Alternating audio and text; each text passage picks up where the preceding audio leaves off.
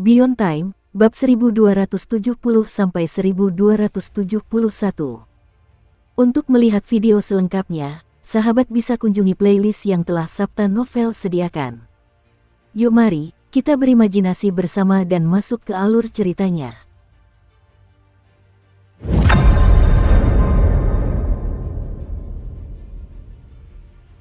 Cahaya bintang hijau samar mengalir di dalam celah ruang dan waktu, berubah menjadi cahaya rembulan yang menyebar di atas gletser hitam yang tak berujung. Cahaya itu meresap lebih dalam, menyebabkan cahaya menyebar di dalam es, menjadi langit dunia di bawah gletser. Di bawah langit ini, selain sebuah kuil reyot yang tak diketahui usianya yang memancarkan cahaya redup dan menyeramkan, segala sesuatu lainnya diselimuti kegelapan. Dalam kegelapan, tidak ada yang bisa terlihat, tetapi suara-suara yang meresahkan sesekali bergema. Suara-suara ini termasuk suara mengunyah, remuknya tulang, dan suara menelan yang mengerikan. Adapun cahaya redup itu, hanya menyelimuti kuil itu sendiri, sehingga membuatnya tampak kabur. Dari kejauhan, tampak seperti nyala lilin di malam hari. Ini adalah sebuah kuil yang terkubur di bawah gletser. Selama bertahun-tahun yang tak terhitung jumlahnya, ia tetap ada tanpa terganggu, abadi dan tak berubah. Jauh di dalam kuil ini, 12 patung yang rusak mengelilingi sebuah altar berwarna merah. Di atas altar tersisa sebuah pintu perunggu, yang telah lapuk dimakan waktu. Pada saat itu, pintu perunggu itu mulai terbuka tanpa suara. Sesosok figur perlahan muncul dari kegelapan di balik pintu.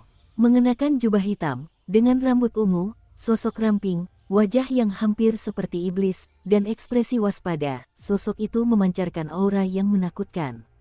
Dialah Suking, yang menggunakan susunan teleportasi yang dibentuk dari pecahan rumput cincin bintang untuk pergi. Di mana ini? Saat dia muncul, Suking segera melepaskan indera ilahinya, bersiap menghadapi potensi bahaya sambil mengamati sekelilingnya. Dia tidak tahu kemana dia telah diteleportasi. Saat indera ilahinya menyebar, hal pertama yang dia rasakan adalah suasana kuno dan mencekam. Kultivasinya, kesadaran ilahinya, segala sesuatu tentang dirinya sangat tertekan di sini, dan dia tidak mampu terbang. Kesadaran ini membuat Suking mengerutkan kening dalam-dalam. Untungnya, meskipun indera ilahinya ditekan, dia masih bisa melihat 12 patung yang rusak di sekitar altar. Patung-patung ini, masing-masing aneh namun membawa rasa kesucian yang ganjil, diselimuti bekas sayatan yang dalam, seolah-olah makhluk menakutkan telah mengukur perjalanan waktu dengan cakarnya. Dibandingkan dengan mereka, dan dengan lingkungan sekitarnya, Suking, yang berdiri di bawah pintu perunggu di altar, tampak seperti telah memasuki negeri para raksasa. Dia muncul sebagai sosok yang tidak berarti. Apakah ini sebuah kuil? Setelah beberapa saat, Suking menyipitkan matanya, merenung dalam hati. Karena tidak mendeteksi sesuatu yang abnormal, dia turun dari altar. Saat sepatunya menyentuh ubin merah darah, cairan merah gelap merembes keluar dari bawah kakinya. Benda itu melayang dengan mengerikan, seolah-olah darah tempat ini sedang bangkit. Kilatan dingin muncul di mata Suking, tetapi dia tidak berhenti. Dia terus maju. Ia bermaksud meninggalkan kuil, menjelajahi bagian luar, dan segera menentukan lokasinya. Perlahan-lahan, di dalam kuil yang luas itu, suara langkah kaki bergema, seperti seseorang menginjak air. Halus dan aneh. Setelah sekian lama, langkah kaki itu tiba-tiba berhenti di koridor jauh yang mengarah keluar. Di koridor yang sangat luas itu, Suking berdiri di depan dinding yang lapuk dan mengangkat kepalanya. Kehadirannya seolah mengaduk aliran angin, yang menerpa dinding, menyebarkan debu dan mengupas lapisan waktu untuk mengungkap lukisan primitif berwarna merah darah di bawahnya. Lukisan itu menggambarkan sesosok dewa tanpa kulit terbaring di cakrawala, tulang rusuknya berubah menjadi gunung, dan bintang-bintang berwarna perunggu berenang di dalam pembuluh darahnya. Di sekelilingnya terdapat sepasang mata biru yang rakus. Setelah beberapa saat, Suking mengalihkan pandangannya. Perasaan bingung dan ketidakpastian semakin kuat dalam dirinya. Di mana tepatnya tempat ini? Suking berpikir sejenak, lalu mengalihkan pandangannya ke arah pintu keluar koridor. Setelah beberapa saat, suara langkah kaki di atas air kembali bergema di kuil yang sunyi itu, berlangsung selama 15 menit. Di luar, di dunia yang gelap gulita, kuil itu, yang diterangi oleh cahaya redup, pintunya perlahan-lahan didorong terbuka dari dalam. Serangkaian suara gemuruh langsung bergema di dunia yang gelap itu. Pada saat itu juga, semua suara mengunyah berhenti. Lalu, sepasang mata biru tiba-tiba muncul di kegelapan yang mengelilingi kuil, semuanya menatap tajam ke arahnya.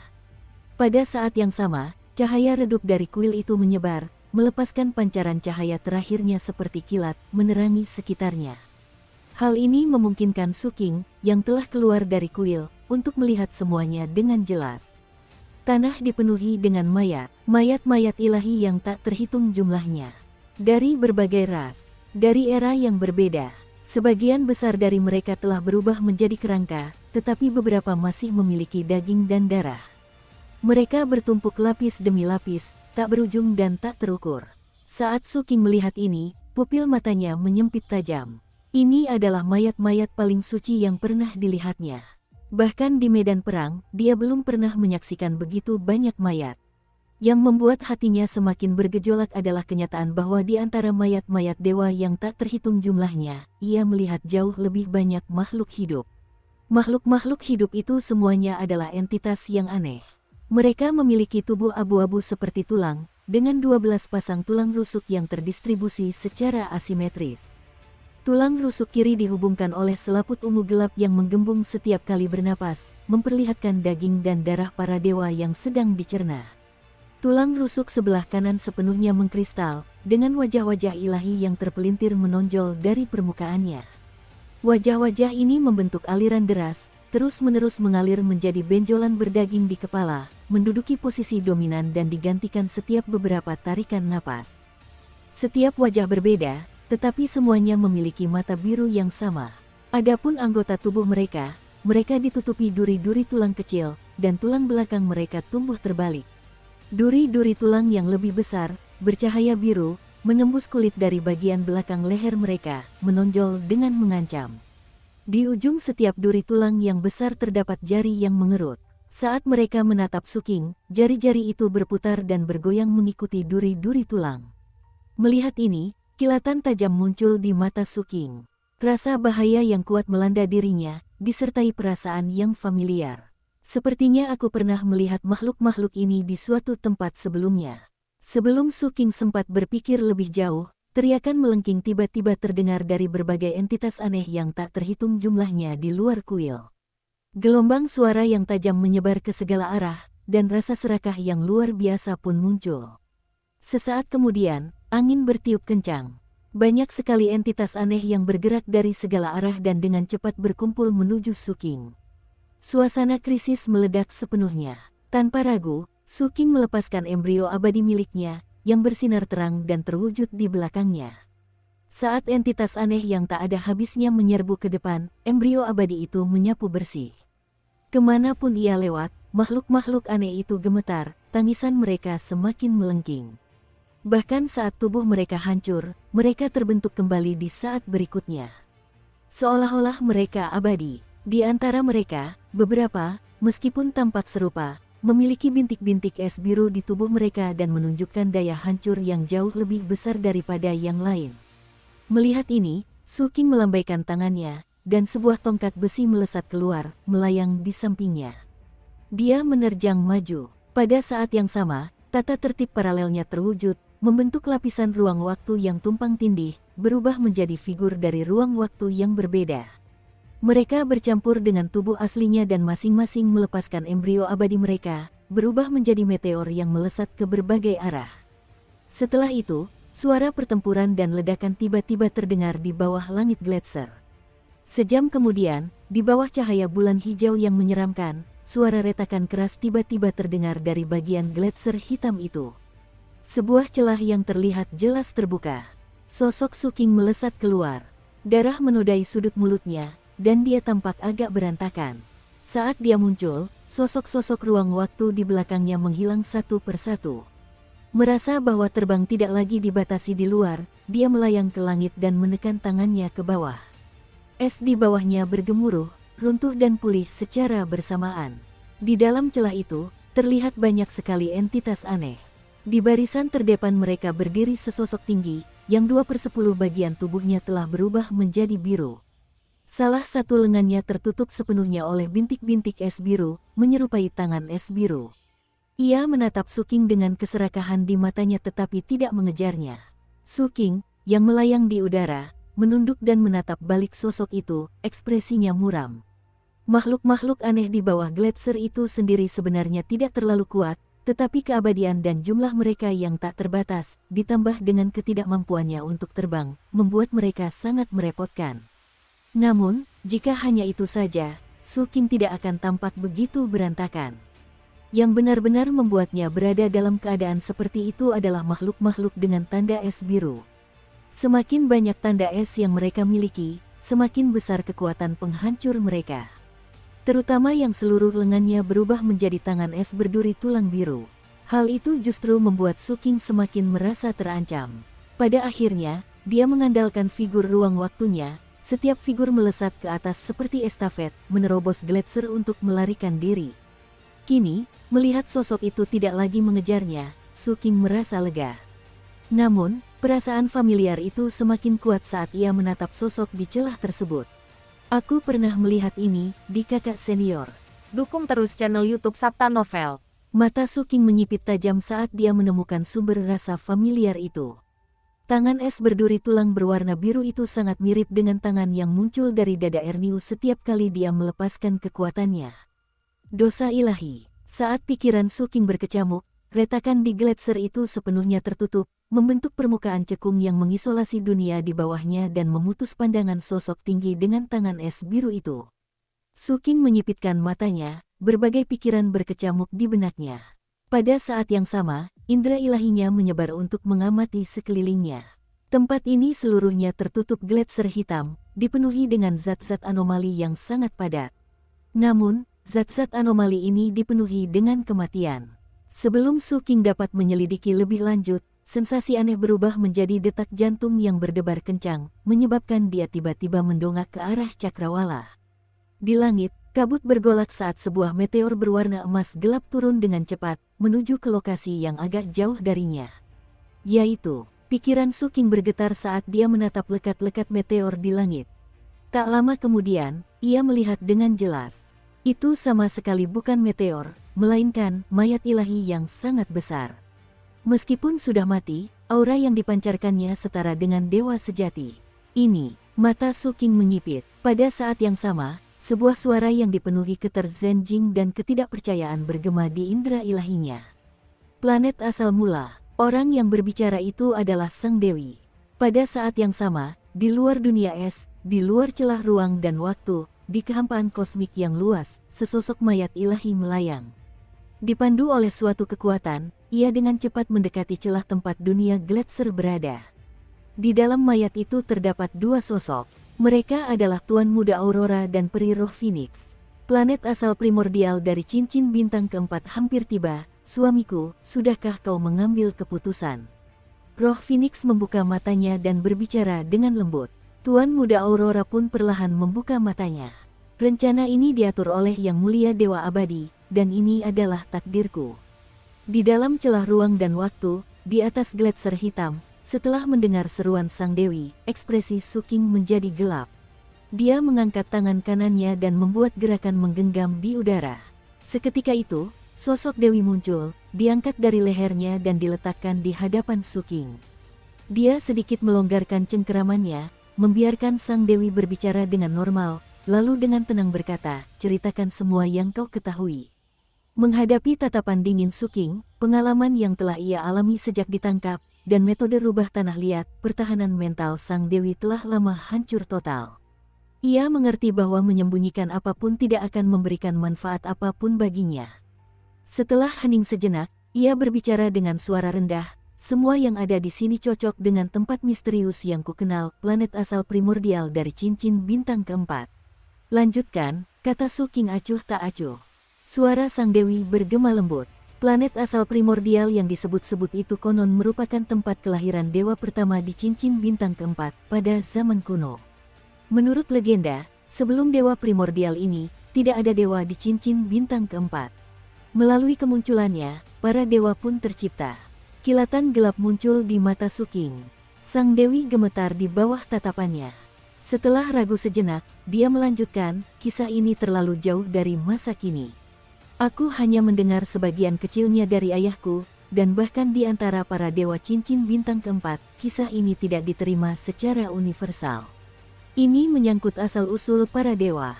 Bisa dikatakan bahwa planet asal primordial adalah salah satu teori tentang asal-usul mereka. Sang Dewi menjelaskan dengan tergesa-gesa. Katakan sesuatu yang bisa kau pastikan. Suara Suking terdengar dingin. Sang Dewi mengangguk cepat. Satu hal yang pasti, para dewa yang sedang mengalami kemunduran ilahi, ketika tubuh ilahi mereka hampir layu, akan merasakan panggilan planet asal. Mereka kemudian akan melayang melintasi kosmos mengikuti lintasan tertentu, seperti daun yang kembali ke akarnya, untuk mencapai planet asal. Namun, proses kepulangan ini tidak dapat dilacak dan diketahui. Oleh karena itu, selama bertahun-tahun yang tak terhitung jumlahnya, sangat sedikit dewa yang mengetahui lokasi planet asal. Hanya dalam kematian mereka tiba di sini. Suking tiba-tiba menyela, kerusakan ilahi. Sang Dewi ragu-ragu, tetapi kemudian mengungkapkan rahasia para dewa. Di bawah tingkatan dewa sejati, para dewa tidak memiliki konsep keabadian. Hanya setelah menjadi dewa sejati dan memperoleh nama sejati barulah mereka dapat mencapai keabadian. Namun keabadian ini hanya merujuk pada nama sejati, bukan tubuh ilahi. Tubuh para dewa, baik dewa sejati maupun bukan, akan membusuk seiring waktu. Pada akhirnya, mereka akan layu. Ketika mereka dipanggil kembali ke planet asal, para dewa tanpa nama sejati menjadi makanan, sementara mereka yang memiliki nama sejati, bagi mereka, planet asal bertindak seperti rahim, memelihara tubuh ilahi yang baru. Demikianlah, nama sejati dipanggil, dan dewa terlahir kembali. Proses ini lambat dan merupakan salah satu aturan kebangkitan Tuhan sejati. Suking mengerutkan kening mendengar hal itu. Ini bertentangan dengan apa yang saya ketahui tentang kebangkitan. Sang Dewi dengan cepat menjelaskan, itu karena ada dua metode lain untuk membangkitkan dewa. Salah satunya adalah kembali ke dalam tubuh kematian mereka, dan yang lainnya adalah melalui pemanggilan Dewa Agung. Namun, kedua metode ini hanya dapat membangkitkan dewa yang tidak mati karena kerusakan ilahi, seperti mereka yang gugur dalam pertempuran. Mereka yang mati karena kerusakan ilahi hanya dapat tertarik ke planet asal. Sang Dewi berbicara dengan lembut. Suking termenung. Ini adalah pertama kalinya dia mendengar deskripsi seperti itu dari Sang Dewi. Mengingat kebangkitan dewa sejati yang pernah dia saksikan, mereka memang semuanya adalah dewa yang mati dalam pertempuran. Namun, dia tetap skeptis dan diam-diam berkonsultasi dengan rubah tanah liat dalam pikirannya. Namun, rubah tanah liat itu, sebagai dewa pasca kelahiran dan belum mencapai tingkatan dewa sejati, serta tidak memiliki status mulia seorang dewi, sama sekali tidak mengetahui hal-hal tersebut. Tidak dapat memberikan jawaban pasti. Setelah berpikir sejenak, Suking menunjuk ke gletser hitam di bawah dengan tangan kirinya. Benda-benda aneh apakah itu yang berada di bawah gletser? Mereka adalah Origin Sin, jawab Sang Dewi seketika. Origin Sins adalah bentuk kehidupan unik dari planet asal. Mereka memakan mayat-mayat ilahi dan merupakan bagian dari planet asal.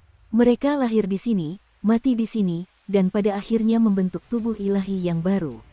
Suking menyipitkan matanya, berpikir sejenak, lalu bertanya dengan suara rendah, bisakah dosa asal meninggalkan planet asal? Sang Dewi menggelengkan kepalanya. Dukung terus channel YouTube Sabta Novel.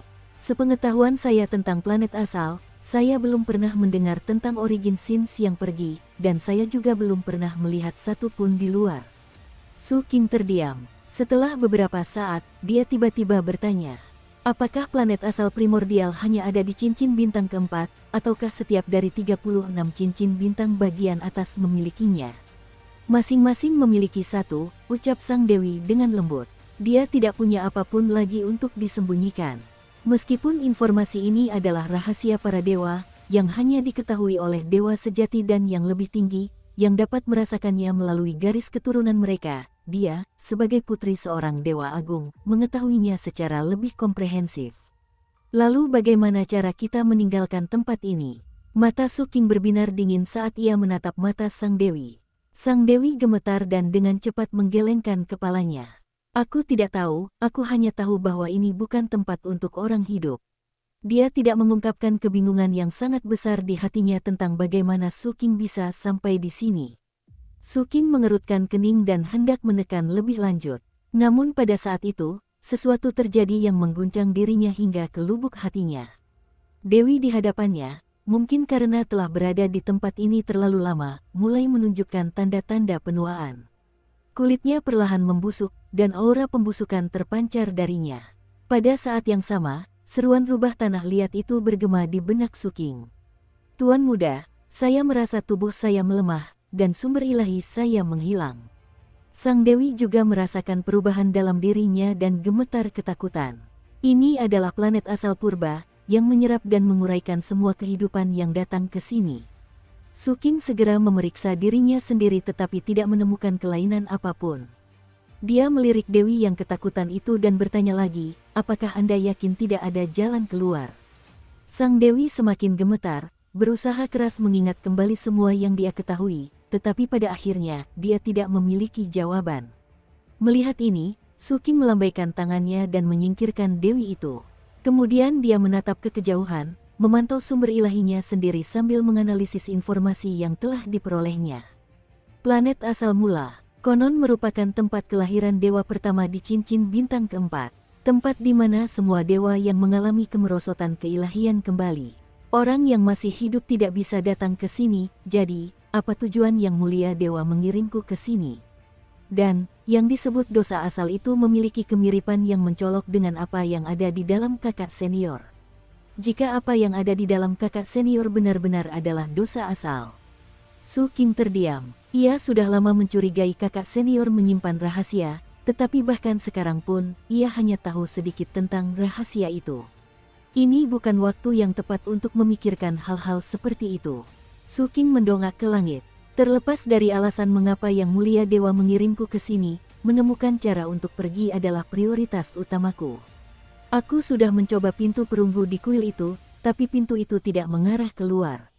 Mungkin ada cara untuk pergi melalui langit di atas. Dengan pemikiran itu, tubuh Suking melesat ke langit. Kecepatannya mencengangkan, melesat menembus kehampaan saat ia naik semakin tinggi. Waktu berlalu begitu saja. Namun, langit di sini tampak tak terbatas. Setinggi apapun Suking terbang, ia tetap berada di tengah udara, tak mampu mencapai ujungnya. Adapun daratan, bahkan saat ia mendaki, yang bisa dilihatnya hanyalah gletser hitam, seolah-olah gletser itu benar-benar membentang tanpa batas. Pemandangan itu membuat hati Suking sedih. Dengan kecepatan saya, dalam keadaan normal, saya pasti sudah terbang keluar dari alam semesta sekarang. Tapi di sini, aku masih hanya berada di udara. Suking bergumam dalam hati, sambil menyadari bahwa melemahnya rubah tanah liat dan sang Dewi semakin intensif. Dia mengabaikan Dewi itu, tetapi demi rubah tanah liat, Suking mentransfer sebagian energi sumbernya sendiri untuk meringankan kondisi Dewi tersebut. Setelah berpikir sejenak, dia menyimpulkan, ini bukan soal tinggi badan. Semakin lama seseorang tinggal di sini, semakin kuat efek pelemahannya. Setelah mengambil keputusan ini, Suking meningkatkan kecepatannya dan melanjutkan pendakiannya. Namun kali ini, tak lama kemudian, tubuh Suking tiba-tiba berhenti, dan pupil matanya menyempit. Sensasi merinding menyelimutinya, disertai dengan perasaan bahaya yang luar biasa. Seolah-olah setiap inci tubuhnya dan setiap untaian indera ilahinya berteriak memberikan peringatan. Perasaan ini datang dari langit tak terbatas di atas sana, yang tak memiliki ujung yang terlihat. Seolah-olah melanjutkan pendakian akan membawanya pada kengerian yang tak terbayangkan. Aku tidak bisa melangkah lebih jauh. Pikiran Suking berkecamuk, tubuhnya tiba-tiba turun, dan sensasi mengerikan itu baru mulai memudar ketika ia mencapai ketinggian tertentu. Namun pikirannya tetap tegang, karena krisis baru telah muncul. Mengikuti Dewi dan rubah tanah liat itu, esensi asal Suking sendiri mulai menghilang. Setelah mengetahui hal ini, ekspresi Suking menjadi muram. Meskipun laju hilangnya lambat, dan esensi asal Suking melimpah setelah menyerap tumor hitam dari alam rahasia, kehilangan ini tak terbendung, tidak peduli bagaimanapun dia mencoba untuk menyegelnya. Rubah tanah liat itu, menyadari bahwa Suking juga kehilangan esensi asalnya, menjadi cemas. Tuan muda, kerugian semakin meningkat. Jika ini terus berlanjut, aku tahu, jawab Suking. Tubuhnya melesat ke bawah, menuju gletser di bawah dengan kecepatan luar biasa, menciptakan dentuman sonik yang bergema ke segala arah. Tujuan perjalanannya adalah tempat di mana jenazah dewa sejati jatuh dari langit. Tak lama kemudian, sesosok mayat ilahi yang sangat besar, setengah terbenam di dalam gletser, mulai terlihat. Inilah mayat yang dilihat Su King sebelumnya. Setengah dari tubuhnya terendam di gletser, sementara setengah lainnya perlahan tenggelam lebih dalam. Penurunan ini tidak menyebabkan gletser pecah, melainkan tampak menyatu dengannya, meresap masuk secara mengerikan. Di bawah gletser, tak terhitung banyaknya origin sins terlihat melahap mayat tersebut. Saat Su King mendekat, dia bertindak tanpa ragu-ragu. Mengangkat tangannya, cahaya perak berkilat di matanya. Sesaat kemudian, aliran samar esensi asal diekstraksi dari mayat dewa sejati dan mengalir menuju Su King, mengisi kembali kehilangan yang ada padanya dan rubah tanah liat itu. Metode pemurnian esensi asal ini tidak lain adalah seni pemurnian jiwa neter mistik. Memang, Su King bergumam, seberkas cahaya perak terpancar dari matanya.